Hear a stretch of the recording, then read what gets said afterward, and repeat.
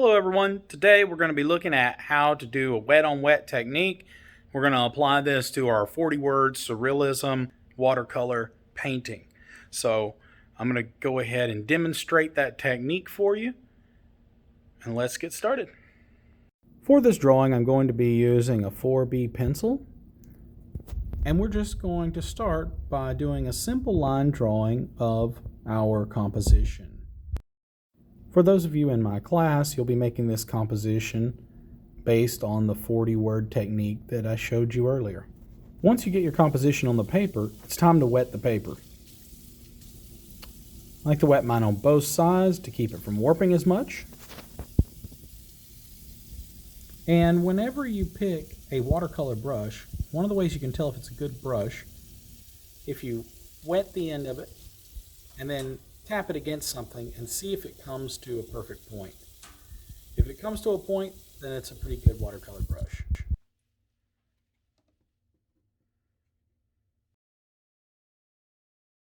So now I just want to loosen up the paint in my watercolor palette. So I'm going to wet my brush and loosen up the paint that I'm going to use.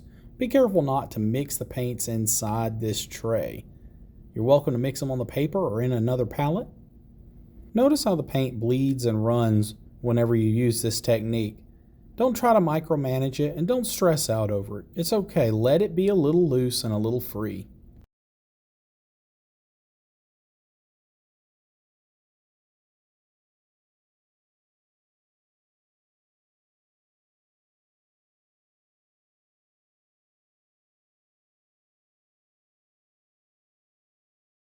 I'm just going to manipulate the paint on this surface and kind of let the water do its thing. I'm just going to guide it a little bit.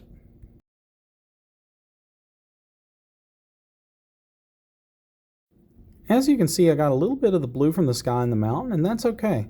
I'm going to use that as a little bit of unity to tie these things together.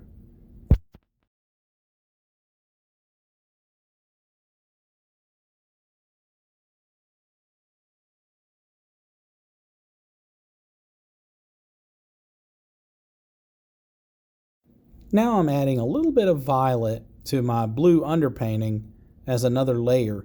This is going to make the painting more rich. It's also going to make it more like I imagined it in my mind. It's okay if you make a mistake, whether the water runs into something or you just do like I did and blunder. All you have to do is come back later with a wet brush, a clean wet brush, and use it to scrub up the paint off of the spot that you didn't want the paint on. You can then take a paper towel and dab it and suck up all of those unwanted pigments. If you're using a nice watercolor paper or maybe even an addition paper, that's what we're going to be using in this class. We're going to be using a rag paper, really high quality. A lot of times the pigments will come right back up. Now I accidentally grabbed the wrong paper for this demo, so it's not coming up as well, but as you can see, it's still not too bad.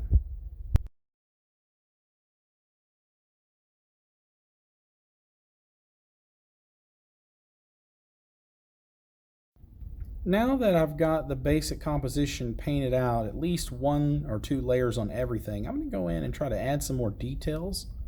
I wanted to kind of wait until it was wet and see if I could kind of have an embossing effect on these little windows and holes and doorways that I'm putting into the mountain and the clouds.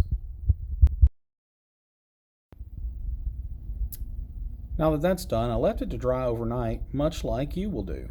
Once you come back, you may want to darken up your lines, as I'm doing, to make the composition have a little more contrast and a little more punch to it.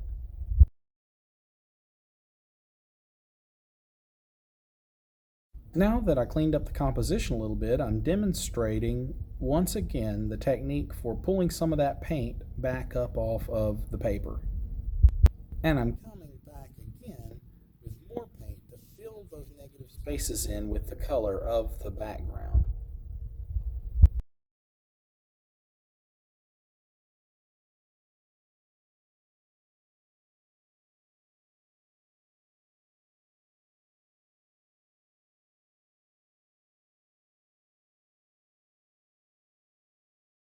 I'm touching up my line work again. If you have time and resources to do this, I recommend it.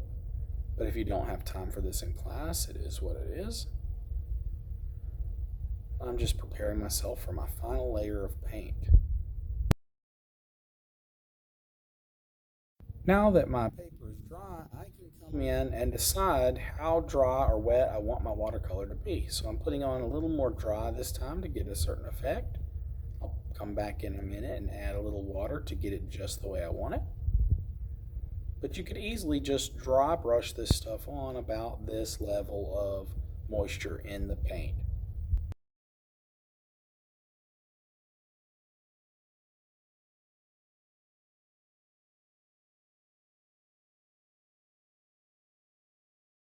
Now when I'm painting the land, I'm going to come back with a very warm color and make sure that I put more of it toward the foreground.